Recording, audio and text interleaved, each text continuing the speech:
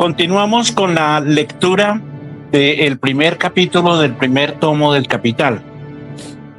Quedamos en la parte donde el autor nos dice que pasamos a estudiar cómo la mercancía es tanto objeto útil y es al mismo tiempo un valor. Ahí no utiliza el concepto de valor de cambio. Después haremos esa aclaración entre valor y valor de cambio, que a veces confunde. También se confunde valor y precio. Hay un poema de Antonio Machado que lo dice con claridad: todo necio confunde valor y precio. Entonces, partimos del supuesto de que la levita vale el doble que 10 varas de lienzo. Pero esta es una diferencia puramente cuantitativa que por el momento no nos interesa. Nos limitamos, por tanto, a recordar que el valor de una levita es el doble que el valor de 10 varas de lienzo. 20 varas de lienzo representarán la misma magnitud de valor que una levita. Considerados como valores, la levita y el lienzo son objetos que encierran idéntica sustancia, objetos de igual naturaleza, expresiones objetivas del mismo tipo de trabajo, pero el trabajo del sastre y el trabajo del tejedor son trabajos cualitativamente distintos. Hay, sin embargo, sociedades en que el mismo hombre trabaja alternativamente como sastre y tejedor, y en que, por tanto, esas dos modalidades distintas de trabajo no son más que variantes del trabajo del mismo individuo, en que no representan todavía funciones fijas y concretas de diferentes personas, del mismo modo que la levita que hoy corta nuestro sastre y los pantalones que cortará mañana no representan más que modalidades del mismo trabajo individual. A simple vista se advierte además que en nuestra sociedad capitalista una cantidad concreta de trabajo humano se aporta alternativamente en forma de trabajo de sastrería o de trabajo textil, según las fluctuaciones que experimente la demanda de trabajo. Es posible que estos cambios de forma de trabajo no se operen sin resistencia, pero tienen que operarse necesariamente. ¿Hay comentarios? ¿Qué ideas les sugiere la lectura que acabamos de hacer? No, señor, todavía aquí nadie tiene algo. No sé. ¿Ah? Bueno. Pasado mañana se va a dar un hecho de enorme significación en los Estados Unidos y de un impacto en América Latina y en el mundo impredecible. Se va a presentar una huelga de trabajadores, pero esa huelga tiene unas características bien interesantes. No está dirigido contra un patrón, sino directamente contra el sistema capitalista. Y lo ataca por las dos puntas. Por el trabajo no van a trabajar y por el consumo. Es decir, cierran el ciclo de la producción. No producimos y no consumimos un día para que nuestra inacción y nuestra inapetencia demuestren nuestro repudio al sistema que vinimos a buscar y en el que nos metimos voluntariamente y por el que peleamos en insertarnos. Esa es la dimensión que tiene la huelga de migrantes el próximo 3 de febrero. Ese rechazo a Coca-Cola tiene unas dimensiones enormes y también va a tener un impacto muy interesante en todo el mundo. La Coca-Cola es símbolo del imperio. La Coca-Cola es, sí, un símbolo del imperio en todas sus expresiones. Y una característica de los migrantes es su amor por lo norteamericano y por la Coca-Cola. Pues ahora que la Coca-Cola se puso del lado de Trump y financió la campaña de Trump y les mandó la migra a las fábricas de Coca-Cola, pues inmediatamente la gente empezó, tomó la consigna y empezó a rechazar la Coca-Cola. Tengamos en cuenta esos hechos en la medida en que sigue adelante nuestra lectura. Si prescindimos del trabajo concreto de la actividad productiva y por tanto de la utilidad del trabajo que queda en pie de él, queda simplemente el ser un gasto de fuerza humana de trabajo. El trabajo del sastre y del tejedor, aún representando actividades productivas cualitativamente distintas, tienen de común el ser un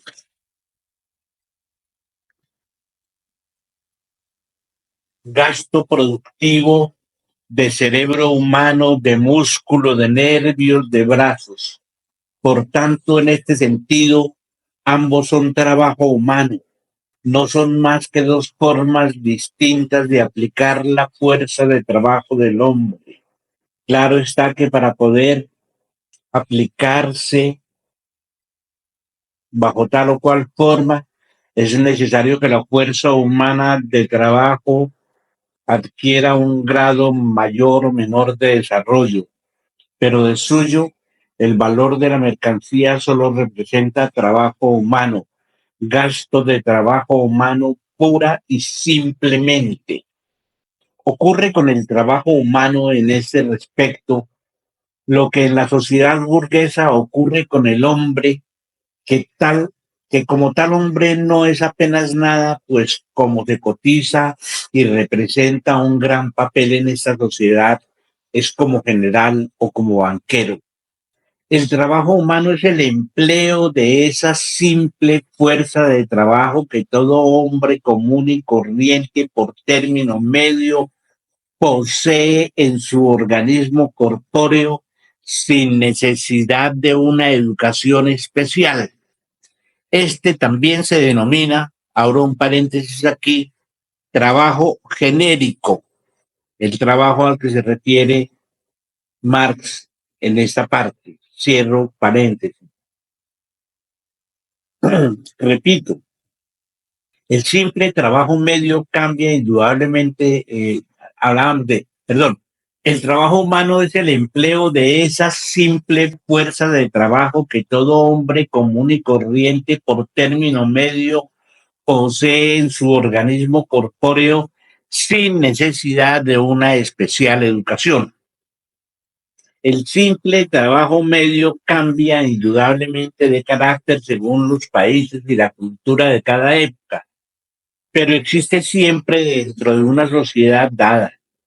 El trabajo complejo no es más que el trabajo simple potenciado, o mejor dicho, multiplicado por donde una pequeña cantidad de trabajo complejo puede equivaler a una cantidad grande de trabajo simple.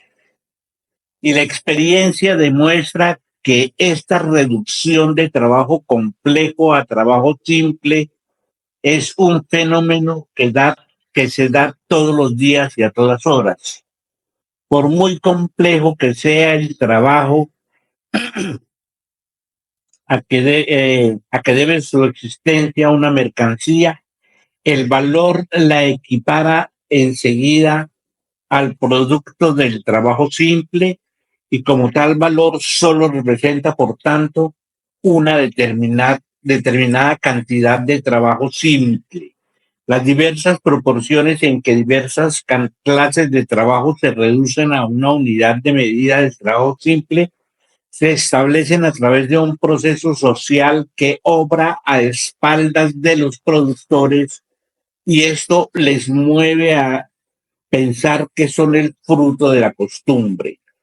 En lo sucesivo, para mayor sencillez, consideraremos siempre la fuerza de trabajo, cualquiera que ella sea, como expresión directa de la fuerza de trabajo simple, ahorrándonos así la molestia de reducirla a la unidad. ¿Está claro? ¿Hasta ahí? ¿Hay alguna pregunta, alguna inquietud? Profe, un segundo. ¿No? Sí. Manuel, ¿iba a hablar? No, yo lo que iba es que, profesor Carlos, buenas tardes. Antes de empezar con esta sesión, estábamos comentando precisamente con el amigo Andrés y con los demás amigos del espacio de discusión de los sábados. Estábamos hablando a propósito de un fragmento del libro Ideología Alemana. Y resulta que por allí Marx y Engels señalan que hay muchas cosas que ocurren independientemente de la voluntad que pueda tener X o Y capitalista alrededor de una finalidad. Y acto seguido pasábamos a revisar el asunto del Estado y nos preguntábamos de dónde surge el Estado y por qué su necesidad. Nos dábamos cuenta, por ejemplo, que hay muchos gastos, que hay muchas inversiones, entre otras cosas, ayer decía la profesora Carolina Corcho, el proceso de industrialización en Colombia tendremos que hacerlo a través del uso del Estado, de su inversión, porque inicialmente ese proceso de industrialización se va a pérdida y esas pérdidas las vamos a asumir desde la potencialidad que ofrece el Estado con sus inversiones en materia de vías, en materia de vía férrea y en otras cosas. Esto para decir que pareciera entonces que hay situaciones que no dependen solo de la voluntad de los capitalistas, sino que se les impone a ellos como una necesidad que va más allá de su voluntad, de su querer o no hacerlo. Es que en muchos momentos, si no lo hacen, su existencia misma como clase social está en riesgo.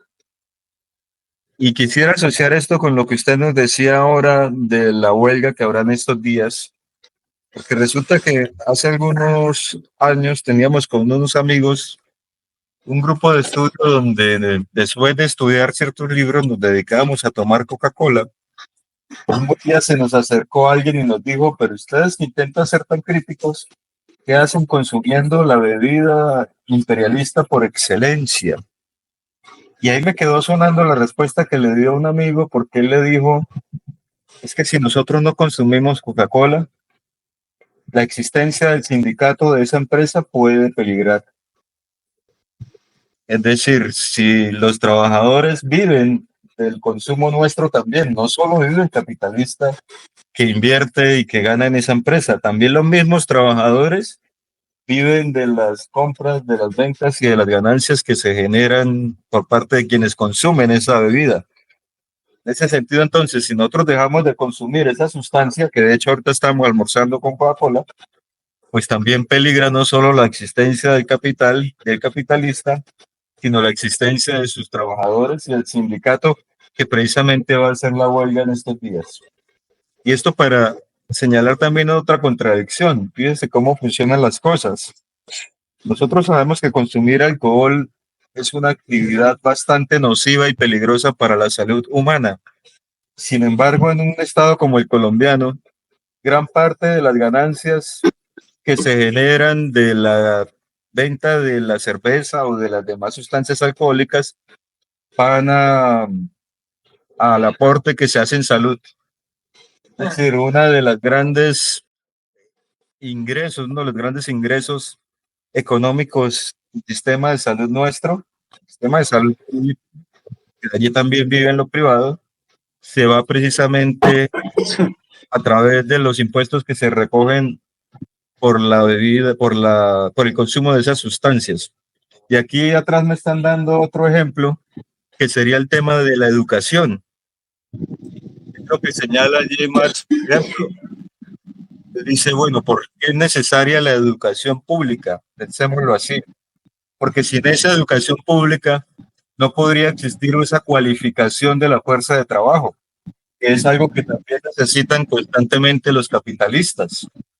Los capitalistas, para ellos, es más productivo y genera más ganancia que sea el Estado el que se dedique a cualificar esa fuerza de trabajo, a que si fuesen ellos mismos quienes a través de su empresa o de otras instituciones se dedicaran directamente a financiar esa educación pública.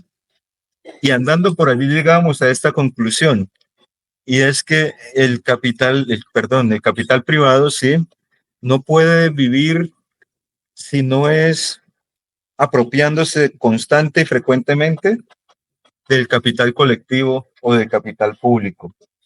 Y se parece que hay allí una dialéctica entre estos dos capitales y por lo tanto ese anhelo que nos venden hoy en día por parte de los libertarios de que el Estado y el capital colectivo desaparezca, no puede ser posible en tanto que si desapareciera, también desaparecería con él una de las principales fuentes de ganancia de los capitales privados.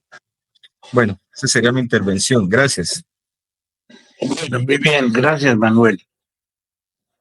Como siempre, suscitan inquietudes tus aportes, que sintetizan esas conversaciones colectivas interesantes. Empiezo por la última, la conclusión, la síntesis. El capital privado se debe apropiar del capital público. Esa es una afirmación de grueso calibre. Está dividiendo, utilizando la categoría de capital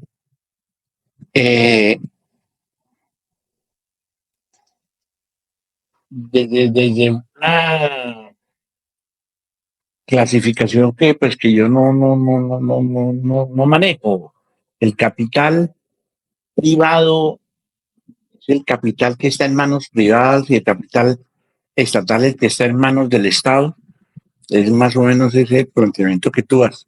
Y el capital que está en manos privadas tiene que apoyarse y se enriquece con los recursos públicos y con los recursos de la sociedad. Sí, así se puede entender. Pero el capital, aquí lo estamos estudiando, lo vamos a investigar. Y tú lo sabes muy bien desde un punto de vista orgánico, como el capital, sí, orgánico, sin esa distinción entre privado y público, porque en la realidad el capital circula sin esas distinciones y sin distinción de nacionalidad. Eso de capitales extranjeros y o capitales nacionales, el flujo del capital, pues se puede ver desde la perspectiva del el flujo del capital entre naciones y en fin, como instrumento global de intercambio. Esa es una de las funciones del capital, entre otras cosas. Pero bueno, una afirmación que dejemos por el momento en remojo porque es muy fuerte para mí. Dicho de otra manera.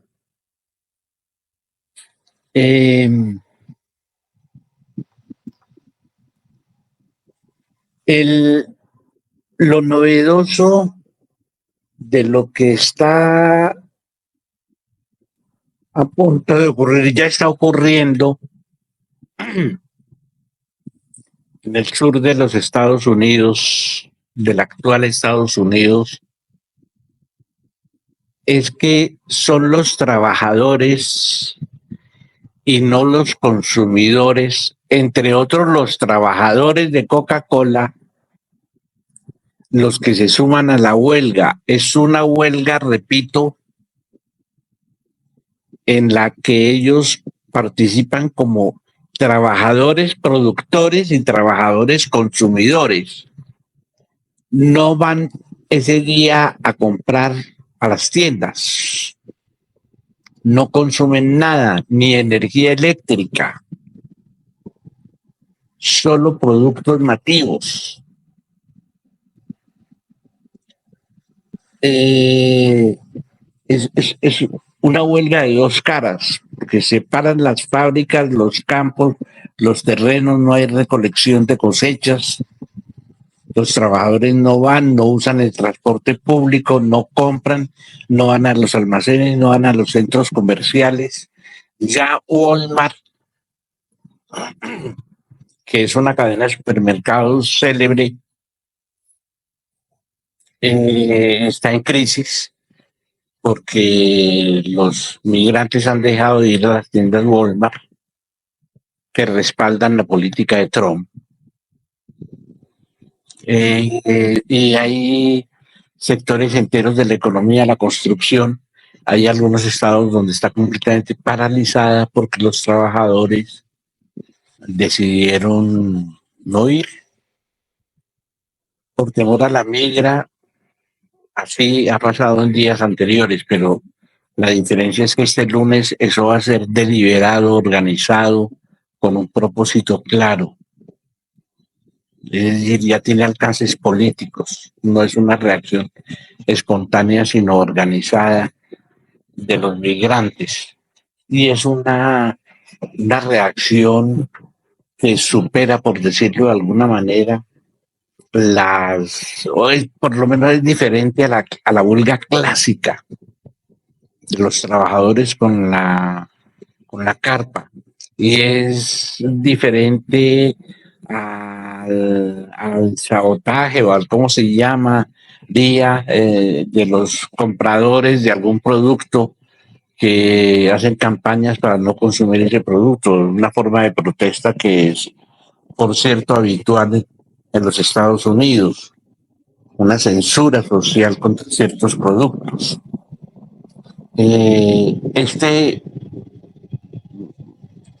tiene esos dos aspectos, la huelga, y huelga de consumidores, no compran, no consumen productos norteamericanos, pero ellos habitan en Estados Unidos y se han ido a los Estados Unidos como trabajadores a trabajar, han producido con sus trabajos especializados, han creado valor en los Estados Unidos. Todo eso lo hicieron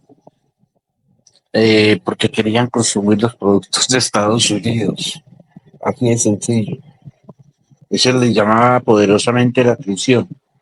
Y allá llegan y doblan el lomo y trabajan y son felices metidos los fines de semana en el Walmart. Y deciden, llega esta política de Trump contra la migración y decide prescindir de esa mano de obra barata disponible de manera violenta, porque eso es violencia, de manera indigna, y entonces estos trabajadores se ponen de acuerdo y dicen no, no vamos a trabajar y no vamos, además, no vamos a consumir, para demostrar el peso de nuestra presencia en la sociedad norteamericana. Eso es lo que tiene de interesante el caso, de sugestivo, lo que me llama la atención para observar de cerca cómo es que se está dando ese proceso de rebelión de trabajadores. La motivación central de los migrantes es ir a trabajar a los Estados Unidos, no ir a delinquir a los Estados Unidos. Igual era idéntica a la motivación que tenían los italianos a comienzos del siglo XX, El Padrino. Ellos que llegaban a trabajar, no a delinquir, huyendo de la Europa en crisis, de problemas. Los mexicanos con el agravante de que están en tierras que ancestralmente les pertenecieron, les fueron expropiadas. El país con más identidad indígena de América es México.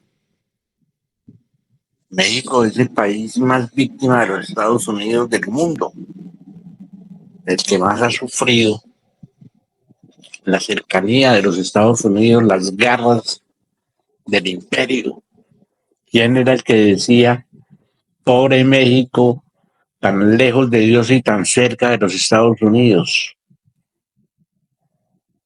Y ahí México se revela en los territorios que antes les pertenecieron. Y este lunes 3 de febrero es una fecha que hay que tener en cuenta por eso. Un nuevo tipo de insurrección de trabajadores, de insurrección obrera que muerde la cola respecto sí, visto desde el punto de vista del consumidor, el tema del sabotaje al consumo de la Coca-Cola o de cualquier producto, pues induce a ese tipo de debates entre consumidores que se asemeja al debate entre hinchas de los equipos de fútbol. Son divergencias sobre gustos que ya pues rebasan los términos de la economía política, incluida la crítica a la economía política. Pero no por eso estoy demeritando la importancia de conocer el tema de la Coca-Cola, y si me permiten puedo hacer una digresión. Tengo a mano un libro que seguramente algunos de ustedes conocen o todos, que se llama Dios, Patria y Coca-Cola. Denme un segundo que me paré a buscarlo. Bueno, no tan a mano, pero localizable fácilmente. Listo, ¿Cómo? ¿Alguno de ustedes lo ha leído? ¿Lo quiere comentar? ¿Alguien ha leído el libro? No, no, profe. No, que tiene tiempo para buscarlo si quiere, no hay problema. Ya lo encontré, no te preocupes. Listo. Para darles únicamente la referencia y hacerles una breve narración del libro, porque vale la pena comentarlo. Es un libro pesado, grande, de un buen volumen, más o menos tamaño Marx, tamaño del Capital. Se llama Dios, Patria y Coca-Cola. Esta es una edición revisada, actualizada y ampliada. La historia definitiva de la gaseosa más famosa del mundo y de la empresa que la produce, escrita por Mark Pendergrass, como libro de consulta, como historia, como abundante fuente de anécdotas, difícilmente puede ser superado, dice el Sunday Times. Es un libro publicado en español por Editorial Vergara. Editorial, ¿cómo sé que se llama? Sí, Vergara. Y original en inglés es del año 93. La edición que tengo es del año 2001.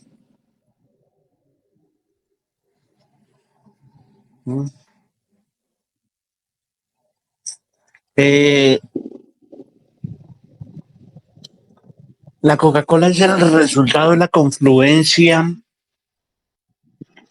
en un lugar particular de la geografía norteamericana de diversos factores. Por una parte, el declive de esa zona, la zona del sur de los Estados Unidos, después de la derrota en la guerra de secesión, la liberación de los esclavos, el fracaso del modo de producción esclavista al borde de donde se estaba desarrollando el capitalismo norteamericano, la crisis del cultivo de tabaco de Virginia, en fin, toda una serie de procesos convierten a Atlanta en un puerto, en un cruce de caminos al que llega gente muy desarraigada, derrotados, entre ellos un médico sureño que tenía inclinaciones a la investigación, como todos los médicos de su época, y que había sufrido en batalla contra los yanquis una herida en el pecho que le causaba mucha molestia. El tipo pues se volvió adicto a la cocaína para aliviar en parte su dolor y la utilizaba en pequeñas proporciones para hacer investigaciones. La cocaína ya era conocida en los ámbitos médicos, en fin. Y se extraía de manera rudimentaria con hojas conseguidas en mercados de cosas de indios, de hierbas que llegaban a las droguerías, etcétera, mezclada con menjurjes y con polvillos y reducciones, y ahí obtenían cocaína y heroína y la usaban y la recetaban, y este señor empezó a mezclar y sacó un producto a jarabe amargo en un territorio en el que había mucha insalubridad, una mortalidad altísima, falta de higiene, escasez de médicos, pobreza, exclusión, miseria, pero también cruces culturales, indígenas, negros, hierbas, y de ahí salían Big Vaporú, las pastillas del Dr. Ross y Alka-Seltzer, y productos que se hacían en el sur. Inicialmente era de las pocas industrias locales y que los yanquis apetecían. Pero en toda esa zona surgieron ese tipo de remedios, Big Vaporú, etcétera, y en la misma época en la que surgió ese jarabe horrendo que mezclaba coca con cola. Cola, aquí en los que venden helado de hielo, pues tienen cola, extraen cola. Sí, la cola se usa para brillar muebles, se usaba, yo recuerdo cuando pequeño.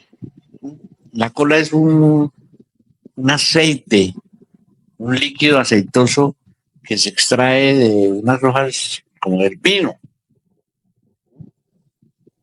Eso mezclado con hojas de coca que es amarga. Ese era un jarabe de hondo amargo. Que raramente demostraría que tenía posibilidades de curativas, que tendría propiedades curativas. De pronto sí, de pronto no, pero el caso es que da la casualidad que a este señor se le ocurre que eso hay que mezclarlo con agua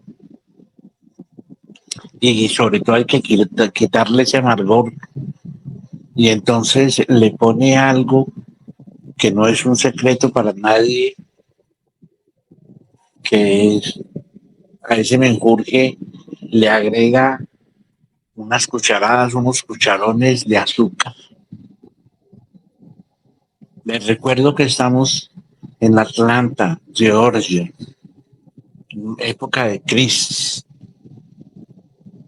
una zona que era productora de azúcar, de que se perdía la caña abundante. Era un producto abundante, el azúcar, y le quitan el amargo a ese bebedizo. Años después, el libro que les menciono relata eh, peleas judiciales que durante décadas se libraron entre los comerciantes, los hombres de negocio, los empresarios en torno a la Coca-Cola porque se peleaba por la fórmula secreta, etcétera. Se hicieron infinidad de investigaciones después de prolongados procesos jurídicos para encontrar la famosa fórmula. La Coca-Cola de los comienzos pues ha cambiado muchísimo sabor, etcétera, pero finalmente se demostró que se llegó a la gran conclusión de que el elemento adictivo más poderoso que tiene la Coca-Cola es el azúcar. La gran producción cubana de azúcar iba destinada a la producción del jarabe de la Coca-Cola. El azúcar se le incorpora en la casa matriz. La casa matriz conserva la fórmula, eso es cierto, existe. El azúcar se la ponen allá, la cantidad de azúcar allá. Y al resto de países importa pues la melaza. Y la distribuyen, la mezclan con agua local, la embotellan, se apropian del agua. Y sí, es, es mundial, es mundial. En este libro de Mark Pendergrass, ya les mandaré la portada, pues cuentan cómo era distribuida en los cuarteles, en las bases militares de los Estados Unidos por todo el mundo, en la Segunda Guerra Mundial emblemática, en el cine. Ese es uno de los grandes poderes intocables de uno de los íconos más fuertes y emblemáticos del capital, la Coca-Cola. Y es intocable. En donde vivo, en Acapulco, ustedes han estado acá, tenemos problemas de agua. En este momento hay problemas de agua, pero la Coca-Cola siempre llega. La carretera está a punto de derrumbarse. Los vecinos estamos pensando en organizarnos para trancar el paso de vehículos pesados, de vehículos de construcción que llevan los materiales para los grandes conjuntos campestres que están en construcción en los alrededores y dañan la vía.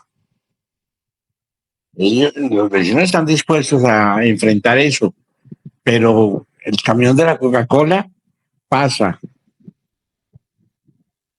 ¿Qué día hubo un taponamiento? Por Margarita estuvimos porque no llegaba el agua, entonces solo podían pasar los camiones que llevaban agua y pasaban con vigilante, pero los de gaseosa, Coca-Cola y Postobón pasan como si fueran de la Santa Madre Iglesia.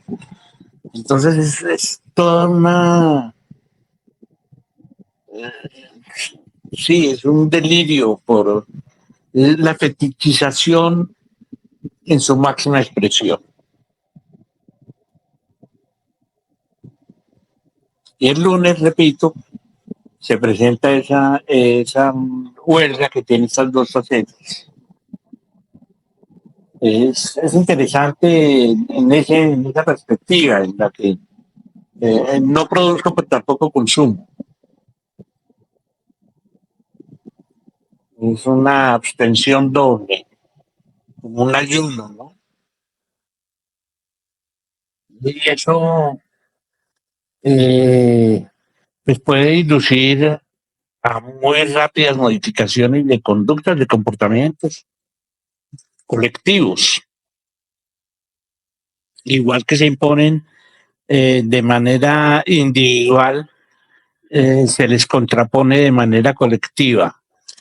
Quiero decir, si individualmente dejan de consumir Coca-Cola por las razones que sean, pues tiene un impacto diferente a que se haga colectivamente y bajo un propósito, con un determinado objetivo, que en este caso es protestar no contra las medidas. Además es una pelea muy interesante porque no es una huelga social contra la medida, tómela ya, es más una reivindicación de la identidad. Nosotros somos migrantes y tenemos importancia para usted. Nosotros no somos la mierda. Nosotros tenemos valor.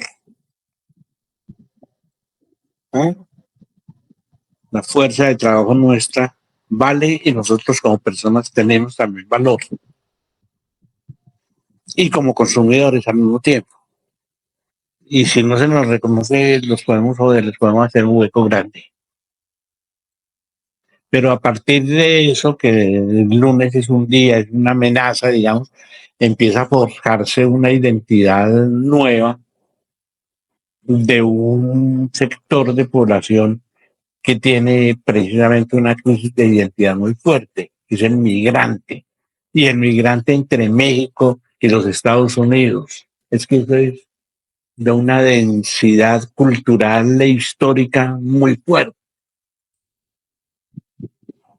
Hay un conjunto de música norteña que se puso del lado de Trump, que se llama La Frontera, y entonces ya en redes sociales sabotaje a la frontera. Nosotros que cantábamos con ustedes esas horripilantes canciones norteñas, y ustedes, hijos de la chingada, resultaron trumpistas que se van para la mierda. Y divulgan eso en las redes sociales.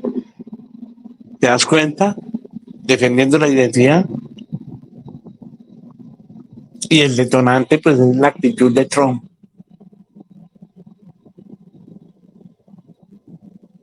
Y entonces coinciden en la lucha por la identidad con todo el impulso que le dan AMLO y Claudia Sheinbaum a la identidad. Esas son, digamos, las implicaciones. Bueno, chicos, estamos llegando a la hora. Yo estoy cansado. ¿Qué opinan ustedes?